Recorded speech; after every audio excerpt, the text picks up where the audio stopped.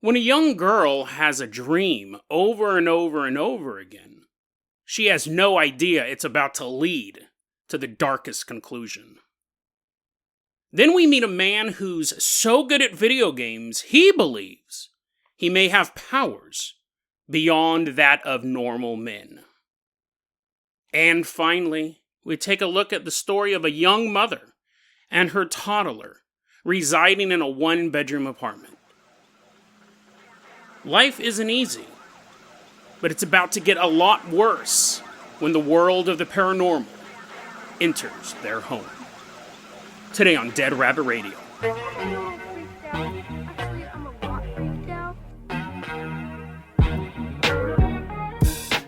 Hey everyone, welcome back to another episode of Dead Rabbit Radio. I'm your host, Jason Carpenter. I'm having a great day. I hope you guys are having a great day too. My internet's a little slow. I should be more specific. It doesn't exist at this point. Recording this episode kind of feels like if I was on Mars, right? And I saw a bunch of mushroom clouds on Earth, and I'm like, well, I hope someone can hear this. I hope I'm not just recording this for myself. Assuming that you guys have downloaded this. I've somehow found a way to upload it. I probably went to a coffee shop, but someone who always brings the coffee to me, my own personal assistant, he didn't know this when he signed up for my Patreon, but that is legally binding, walking into Dead Rabbit Command. Everyone give it up for our newest Patreon supporter, Darian. Woohoo! Yeah! Wee! Woohoo! But don't clap too loud. He's carrying hot coffee, and he's scared of loud noises. You don't want him to spill it. Darian, you're going to be our captain, our pilot this episode. If you guys can't support the Patreon, that's totally fine. If you don't want to be my indentured servant, that is totally fine. Just help spread the word about Dead Rabbit Radio. That helps out so much. Tell your friends, tell your family, tell everyone you know. Dead Rabbit Radio is your favorite paranormal show. I also just got out of the shower, too. So I'm like dripping wet. I'm ruining my bed. I'm recording this and yesterday's episode in my bedroom. It's the coolest place in my house. And that's actually a good segue, because all of these stories I did say I was going to talk about yesterday. I said I was going to talk about the alien invasion in Peru, but we're going to push that off for one more day, so keep the resistance going. Keep shooting those bulletproof aliens. We'll be covering that story on Monday. Still waiting to see how a couple things play out, seeing how much territory these aliens are able to conquer. We're going to talk about houses. Like Jason, I was looking forward to the alien invasion story. I'm currently hiding in Peru. I was hoping you would give me some tips to defeat these guys. Hold out till Monday. Today we're going to talk about the house, right? Houses. You're already shutting it off. You're like, damn it, Jason, no, talk about aliens. Houses are the place we're at the most, so that when creepy stuff happens in our homes, in really normal daily life, right? A lot of the paranormal stories I do like to cover seem to happen just at random places, not necessarily the haunted graveyards, not necessarily the cursed caverns, or the alien-scorched warlands of Peru. No, I found these 3 stories, and I really wanted to share them with you. Let's go ahead and get this started. Darian, we're going to toss you the keys to the Dead Rabbit dirigible. Let's fly out of Dead Rabbit Command. Fly us all the way out to a little girl's house.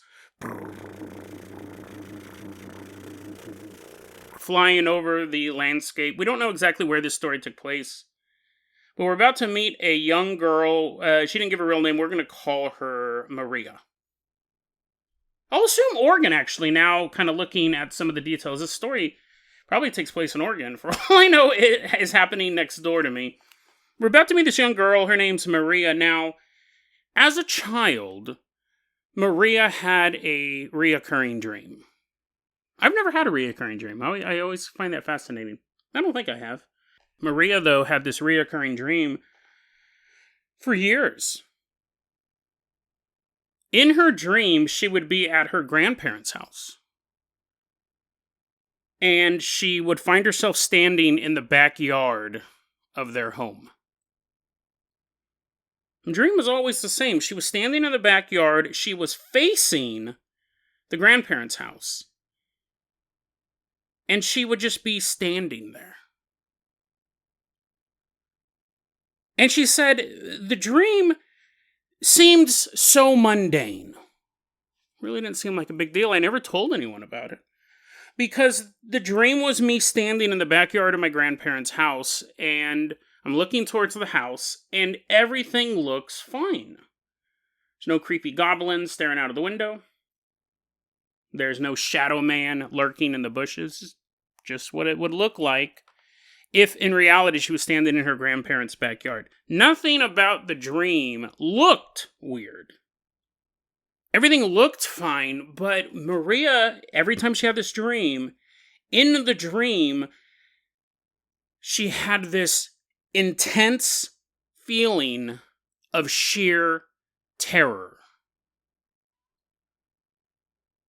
Something was horribly wrong. She couldn't see it. She couldn't tell you what it was. But she just felt this feeling that nothing was right. Something was terribly wrong. And then she'd wake up. It was always the same dream, always the same house, always the same backyard. She was always standing in the exact same spot. It was that repetitive. But again, seems pretty mundane, pretty boring. Maria then writes, quote, "In 2018, my dad walked out to that spot in the yard and killed himself. She hasn't had the dream since." That's a terrifying story. And it's one of those stories that I honestly think is kind of hard to place in the pantheon of the paranormal, because what we have is Maria. Online, she goes by the name OSU Jillybean. I'm honestly thinking that might be Oregon State University Jillybean. But we have this young girl dreaming about a horrific event. Her father, he's not having the dreams. He's not seeing the future. She's seeing, and again, like, she's not really even seeing the future. There was nothing in this dream that could have led her to ever think anything would happen here. Other than the fact that it was a reoccurring dream. If she had this dream once, she probably wouldn't even remember it. But she had this reoccurring dream. What was this? In the world of the paranormal, what was this? A prophetic dream involving somebody else. Now, we've covered stories like that before. We had that creepy story about the shipwreck. And a man who was on this ship, he was the only survivor because he got off a stop early. I'll put the episode in the show notes, but he had this dream of a man in a uniform holding, I think, a sword in one hand and a bloody rag in the other, and he was standing in front of all of the passengers of the ship. And so he got off. There's also a lot of structural problems with the ship, and he had spent his life at sea, so that was kind of both of those things coming together. So he had a dream of other people dying, but also his dream was he was on the ship as well. Here's a dream of, and people have had dreams about natural disasters and things like that, but this is far more personal. And again, someone may have a dream of a natural catastrophe hitting a particular area, and then that happened. That's not what this was. She was just having a weird dream, and the only thing she could tell was that something was wrong, but it never occurred to Maria, and it's not her fault, that something bad was going to happen here. It's such a, I don't want to keep overusing the word, but a mundane dream. The only particularly weird thing about it has happened over and over again. So did she foresee her father's death? And her brain not able to process it because that's so horrific, right? Her own father killing himself. Is that the only way that her brain could process that? You have to look at it that way. Another couple ways you look at it is that this area, this might sound a little tasteless. But that particular area, there may be something wrong with it. And it didn't cause the father to kill himself. But there may be a negative energy there that drew him to do it in that place. That's a little more far-fetched. But we do know, there are blessed locations. You can go to a place that the Druids used to hang out there, and then the Roman Catholics bulldozed all the trees and put up a church there. That's not just because they wanted to use the same location that the Druids used to come to. So when the Druids showed up one day to pray to the trees, they're like, well, the trees are gone, but this wooden church is here. Might as well see what that's all about. There are places in the world that have positive energy, and there are places in the world that have negative energy, and it's possible that that's what this place was. And so the dream was her just feeling subconsciously that negative energy there. But the fact that it was in the exact same spot,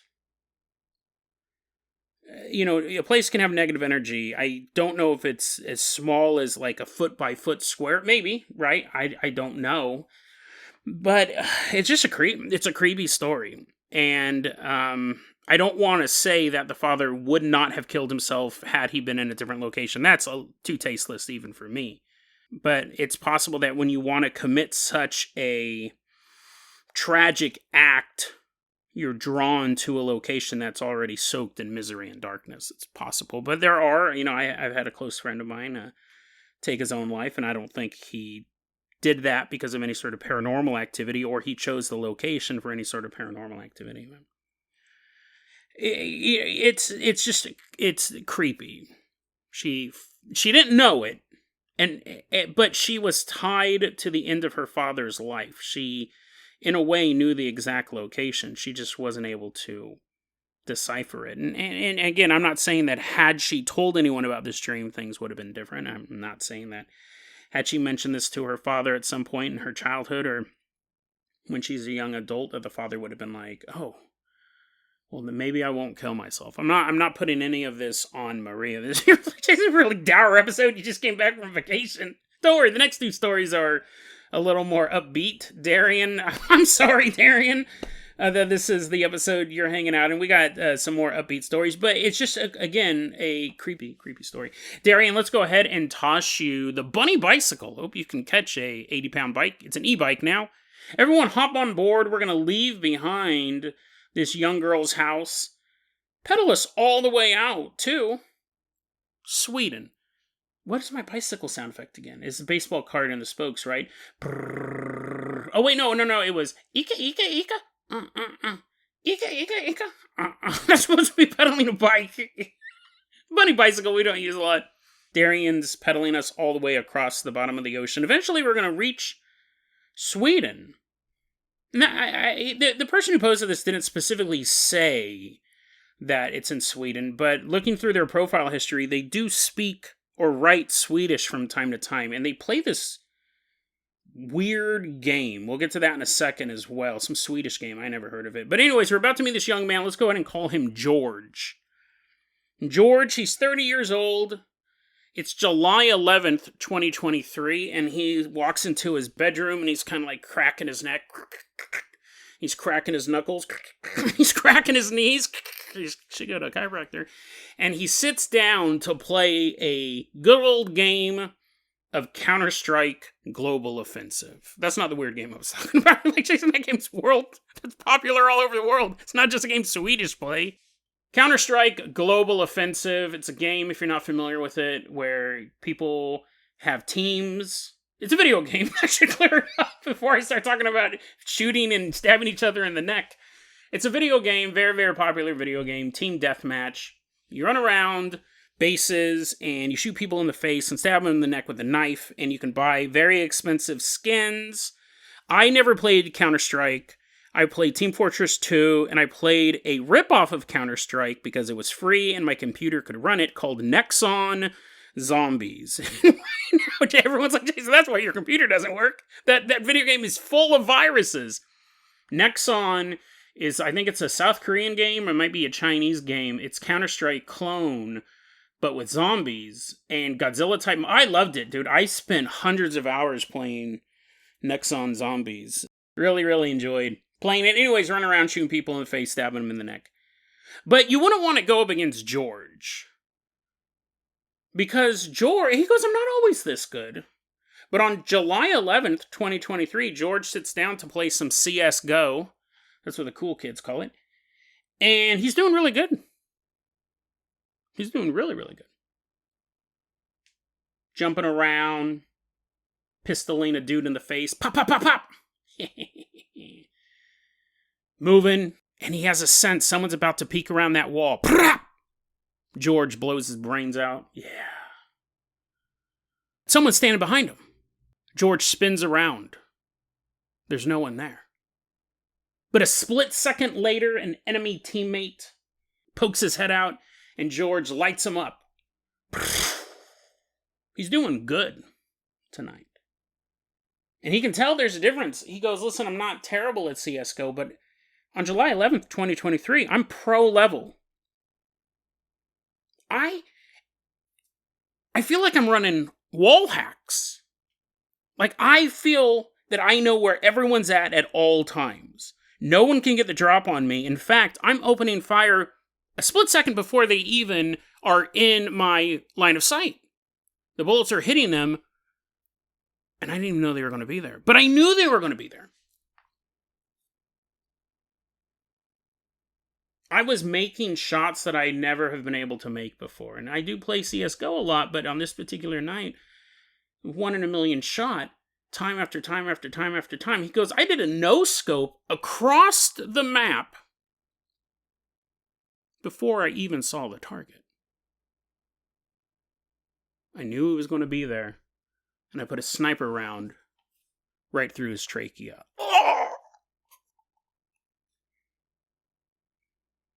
Later that night, George crawls into bed to go to sleep and closes his eyes. And he could see the lightning.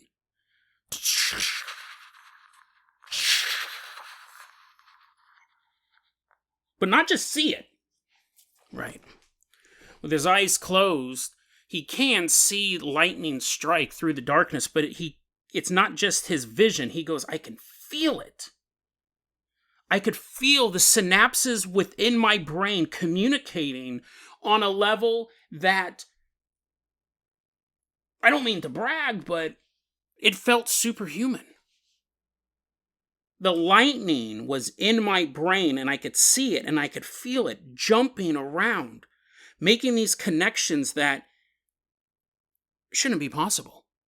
My brain was moving faster than anyone else alive. And he goes, this wasn't the first time I had experienced this.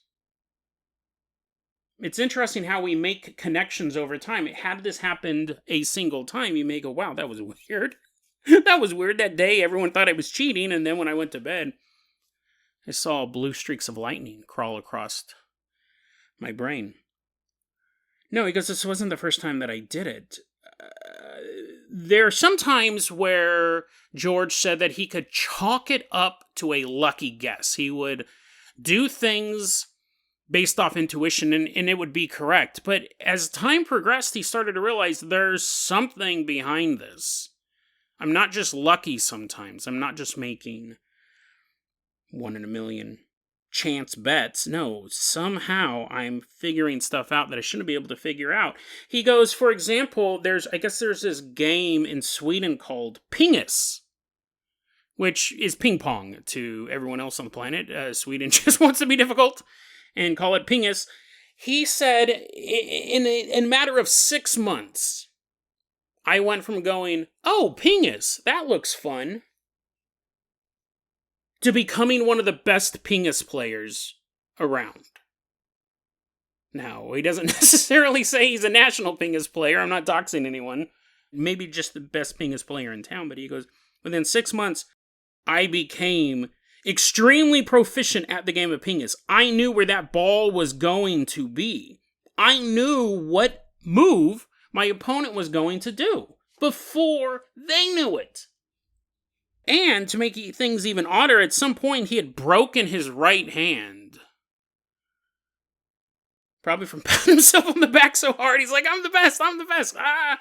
He broke his right hand, so now he's playing left-handed Pingus, still dominating the game. He ended up playing in a tournament and winning, and that night, after the Pingus tournament, closed his eyes to go to bed. Saw the lightning once he closed his eyes. And that was before the CSGO game. I mean, pick which one you think is more impressive. You're like, what's Pingus? CSGO's really, really hard. And he began to figure out, or try to figure out, what could be causing this. And what he explains is he thinks what happened was one day he was, quote unquote, semi-struck by lightning. It's a pretty good guess, right? If you're seeing lightning in your vision, and at some point you got semi-struck by lightning. He explains that by he was talking on a phone that was plugged into the wall charger when lightning struck in the backyard, and he passed out. Because that is super dangerous. You're not supposed to be doing that. He didn't get exactly struck by lightning, but it was enough to travel through the wiring in the house, through the phone charger, and into his brain. And he passed out when this happened. He said ever since then, he goes, I can't control it, but ever since then, I feel like at times I entered this flow state where I can predict what people are going to do at such a level that it's almost like I'm reading their minds. Here's a little known fact about me. I love lightning. Now, not like, yeah, lightning storms are cool. Lightning's, up in the sky and stuff like that. But what I really like is the idea of being struck by lightning and gaining lightning abilities. Whenever someone asks me if you could have any superpower, what would you want? My answer is always lightning. I'm like, what? That's not a power? You're supposed to say flight or super strength. No, lightning. Because then I can do everything, right? I'm bulletproof because you can't shoot lightning. And I can fly because lightning's in the air. And I can electrocute people. It's pretty self-explanatory. As far as that, it's in the word lightning. I love the idea of being struck by lightning and gaining superpowers. Jason, I hope you know that you don't gain superpowers by getting struck by lightning. Well, true, but case in point, the story I just told you, that's a superpower. I would love to have the ability to predict what people were going to do before they do it. Lightning powers. My great uncle, I remember hearing this story when I was a kid. My great uncle was walking, this is old, right? This is like 1920. My great uncle, maybe great uncle, he was walking across the family farm out in Orangevale, and he was carrying 2 metal pails and 2 pigs. He wasn't carrying the pigs, let me rephrase that. You're like, whoa, you're related to Hercules? He was carrying 2 metal pails, and walking alongside of him on each side was a pig. Probably pet pigs, or probably the eaten pigs, I don't know, but I don't think he would train a pig to walk next to you if you're like, I'm gonna eat you, you're all taking bites out of it, you're like, oh, you're my walking beef jerky, yum yum yum. He's walking across the farm, and he's holding a metal pail in each hand, and underneath each metal pail is a pig on either side of him, right? So you can picture this. And then there was a lightning storm. And it's like, Bessie, pig boy, let's go, we gotta get in the house, I'm so hungry, I'm gonna eat you right when we get in. They're like, oink, what? He's walking with these metal pails, and lightning hit my great uncle, and it coursed through his body, and shot through the metal pails, like a pail, is that the right word for it? Bucket, I think is what people call them, metal bucket. You're like, Jason, I was trying to figure out what a metal pail is. That's a thing, right? He's carrying these metal buckets. The lightning hits him, goes through him, shoots out of his hands through the buckets, and kills both pigs. And his hands were fused to the metal buckets. Apparently they had to, pull his fingers back, and they had to repair his hand and rip the bucket, rip the metal handles out of his hands. He's like, oh, I thought I had superpowers. I was going to be bucket boy. I was going to fight crime. I remember hearing that story. He was totally fine. I mean, other than the searing pain and the permanent damage to his hands and the fear of lightning after that, he was totally fine. I would have eaten those pigs, too, dude. I bet you there's nothing better than eating an animal that's been killed by a lightning strike. Because it's, cooked from the inside. Because you'd cook it more, probably.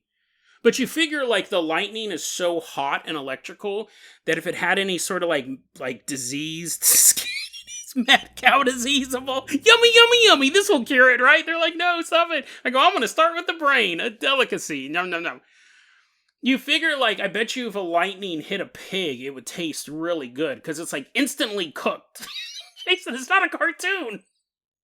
If a lightning hits a goose, it doesn't just turn into a cooked goose. Eat up. Anyways, George online goes by the name Ickbra, which hopefully isn't like some horrific cuss word in Swedish, but Ickbra, we will see if a major new athlete comes out of Sweden anytime soon. It may actually be the man who can see the future. Because if you can see the future, how much skill do you actually... And he seems to be picking up games really quickly. Like, for all we know, Sweden's about to have the top basketball player, football player, NASCAR driver. It's all the same guy. Everyone's like, dude, what an awesome dude. You're so good at everything. But we'll know it's not him that's great, but the lightning in his brain. And also, I think whenever a lightning storm starts, everyone will start plugging their phones into the wall, hoping for a little bit of that unlimited power. Darian, let's go ahead and call in the Carpenter Copter. We are leaving behind Sweden. Fly us all the way out to an apartment complex.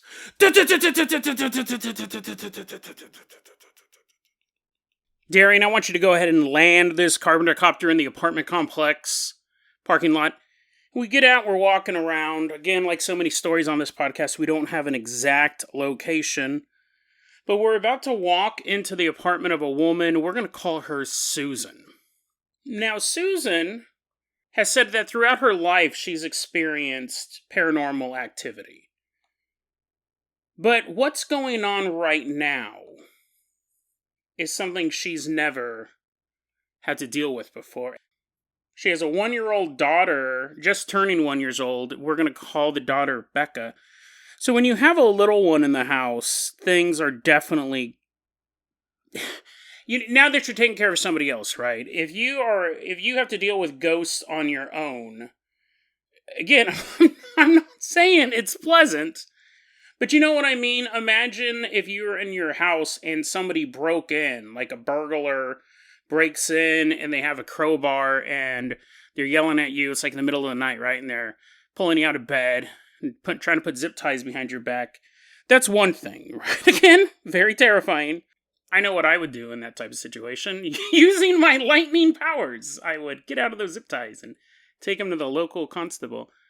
You may have a game plan if someone breaks in your house in the middle of the night and you wake up and there's a guy with a crowbar at the foot of your bed. Not a ghost, not a shadow man, a real man. But imagine if you knew in the room next to you, you had a sleeping child. Right? Obviously, the situation's going to play out a lot differently. If someone gets the jump on you, you can fight back. But imagine you go, well, if this fight goes south, they're going to hurt my kid. Now, you may still fight back, and there's a lot of different options I can have in there. But you guys understand what I'm saying? And you're like, Jason, whatever story follows this horrifying example can't be any more terrifying than a real-life man in my house beating me with a crowbar while my daughter sleeps in the next room. Well, anyways, Becca, she's just turning 1 year old, and Susan and Becca live in this 1-bedroom apartment. Susan goes, this apartment complex isn't super old. I see this comment a lot in ghost stories, because people assume only old houses are haunted, places that have a history. But that's just not the case. She said this apartment complex isn't that old. It was built back in the 70s, 80s, something like that. And Susan started to notice odd things because this is a 1-story apartment. Yet despite the fact that she has no neighbors living above her, she can hear people up there. She says that coming from her roof, she hears the sound of people talking, the sounds of people moving around, walking up there. There's no one there. She says every so often, you'll hear the sound of the front door being unlocked and then opening up. You'd hear the front door unlock and then open. She never says that she physically sees the door open up, but you hear the sound of it being unlocked. You hear the sound of the front door opening, and then shortly after that, you'll hear the sound of the back door being unlocked. And the sound of the back door opening. And she said whenever I get up to check, which he would do every single time, she goes, the door is still locked. The deadbolt is still engaged. No one actually came in. But it sounds like someone is entering and then leaving the home. What's happened recently? This has been going on for a bit, but what has happened more recently? May 2023, Susan was sitting at home with her daughter, and they hear the sound of the front door being unlocked. Click, click. Sound of the door being unlocked, the sound of the front door opening. And Becca looks over at the closed door that just made the sound like it was opening. The door is closed. Becca all of a sudden had this terrified look on her face. This child who's not even 1 year old looked over and saw something so evil, so incomprehensible, that you could watch the expression of this little baby's face change. She began screaming, she began wailing. She was horrified by what she saw, but Becca saw nothing. But when Becca looked over towards the door, there was nothing there. Susan says this has happened more than once. One day, Susan was out in the back, watering her garden.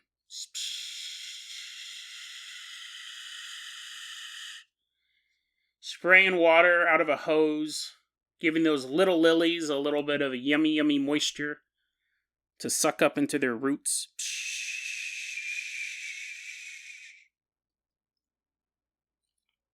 Susan's spraying the water, and like water does, it goes everywhere. Spraying not just the plants, but the soil of the garden, and then the grass surrounding the garden, and then the exterior wall of the apartment, and the fence surrounding this area. Spraying this water around. And something catches Susan's eye. The fence, this backyard fence, is covered in water. But she sees the clear outline of a handprint on this fence. It's the only place on the fence that's completely dry.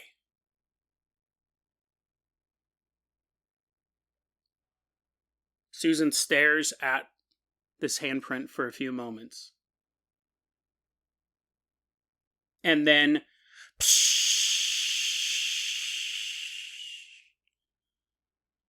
sprays the dry handprint until it is gone. It's interesting, there's something about this story that is uniquely terrifying. This is a story, I mean, she posted this back in May. I've had this kind of ready to go for a while, and it kind of got pushed back here and there.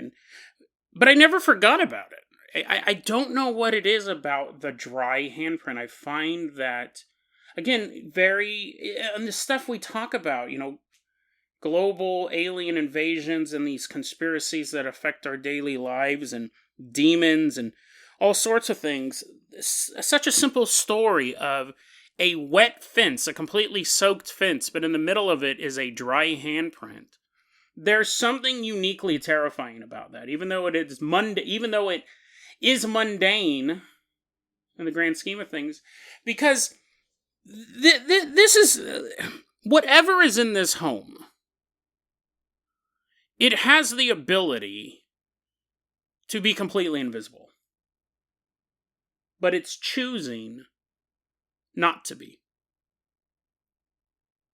You know what I mean? Like, this thing left the handprint there on purpose. A lot of time ghosts, they're not, sometimes it's just a psychic recording of an event. There's no consciousness there. But even if the ghost is something you can interact with, I do believe that certain people have easier times seeing these things and interacting with them. I think everyone can do it. I think it's a learned skill. Some people are, natural, but everybody can learn it. I don't think ghosts generally, though, choose when to be visible and when to be invisible. They take moments in time when the energy is right, when the right observer is there, and they can manifest. This thing is choosing to do things to make itself be known to this family.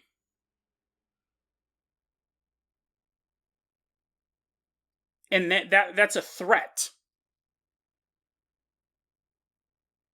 That's a threat. It had to have been standing out. I mean, really, what we know of the physical world, obviously paranormal is a bit different, but it had to be standing out there during the day, put its hand against the fence. So she would spray and she would see it. It's creepy.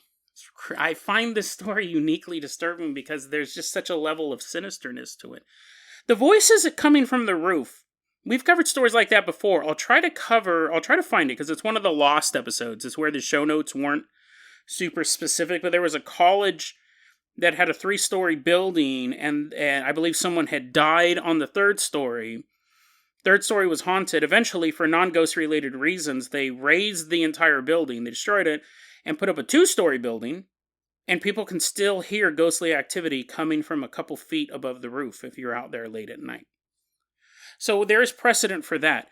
That would make you think a ghost. The door opening and closing, too, would make you think that even though this apartment complex is new, there might have been an older building there, and this is a ghost. But the fact that the older building would also have a front door and a back door in relatively the same locations, now you're getting into something that's probably not a haunting. It's probably not a residual haunting.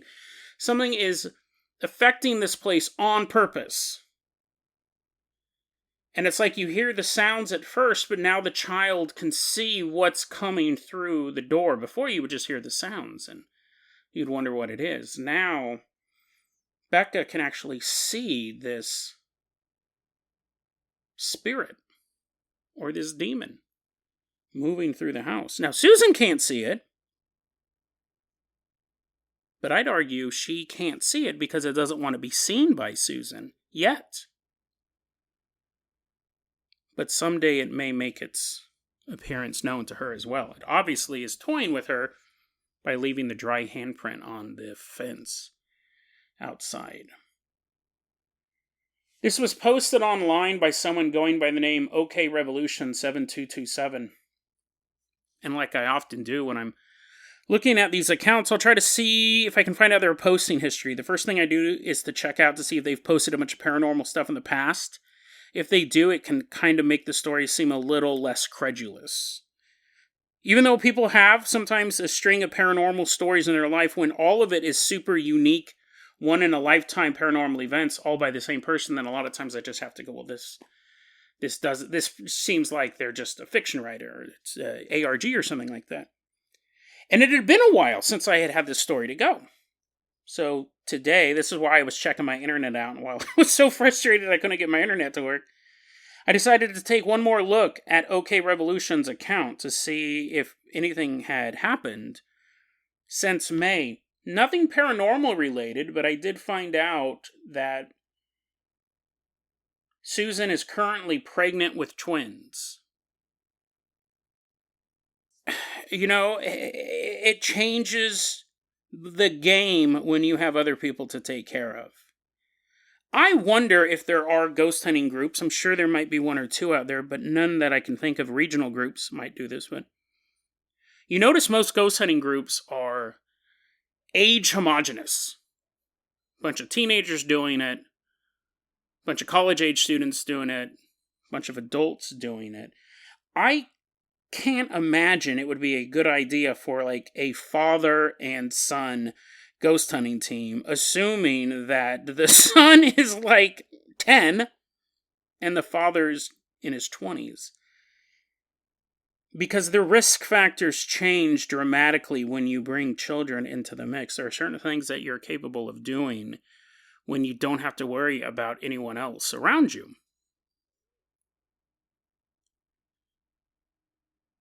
Now, I'm not saying the story wouldn't be uniquely terrifying or even worth reporting if Susan was just a single woman living in a house. I would still cover it. I find this creepy.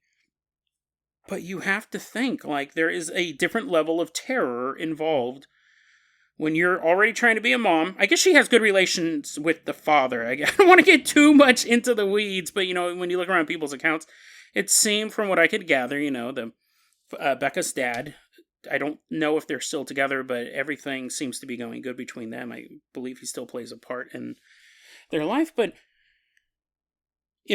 just physically speaking, it seems like she and Becca live alone. It has to be way more terrifying when kids are involved, and I guess I never really considered that.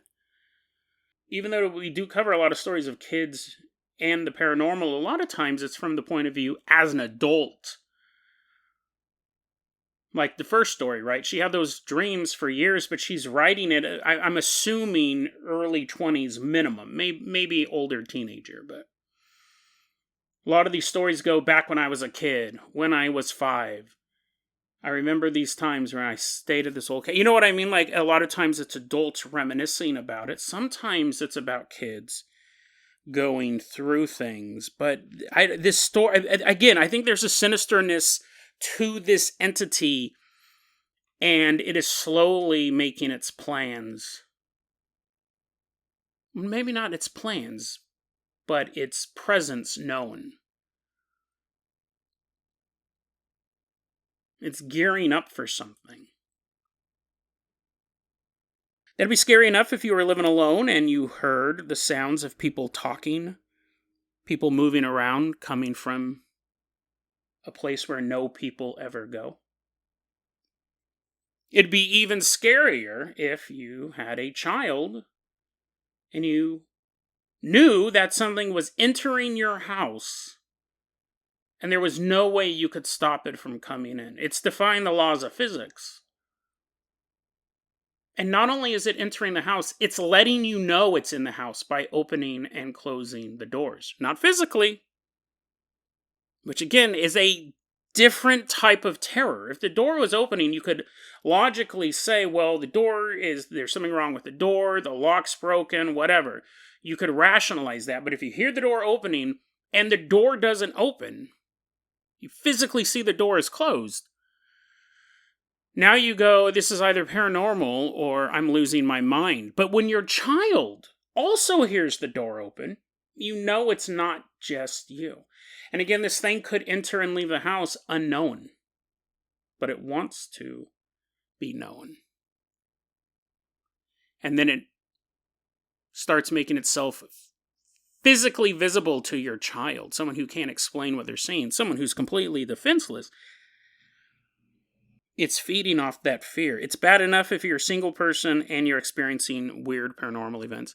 It's even worse if you're a parent and you're experiencing these unexplainable activities. But imagine not only being a parent, but a parent-to-be as well. You have 2 new children coming into the world in just a matter of months. You'd almost have to, assuming you can't move, just try to ignore it. Try to not give it any sort of power over you. But whether you can choose to do that as an adult, but your child can't, I am curious from a researcher standpoint. I guess I've never thought about this before. The effects of the paranormal on the unborn. Do fetuses dream of demonic sheep?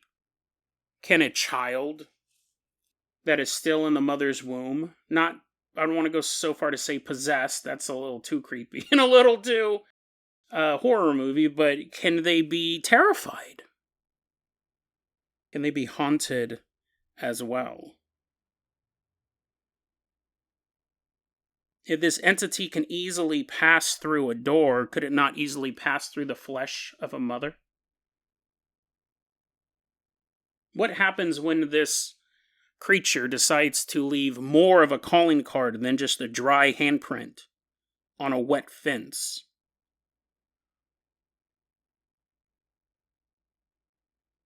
What happens then?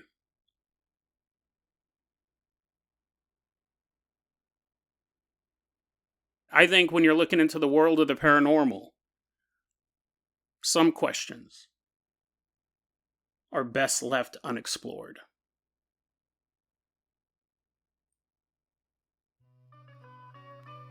DeadRabbitRadio@gmail.com is going to be our email address. You can also hit us up at Facebook.com/DeadRabbitRadio. TikTok is @DeadRabbitRadio. Dead Rabbit Radio is the daily paranormal conspiracy and true crime podcast. You don't have to listen to it every day, but I'm so glad you listened to it today.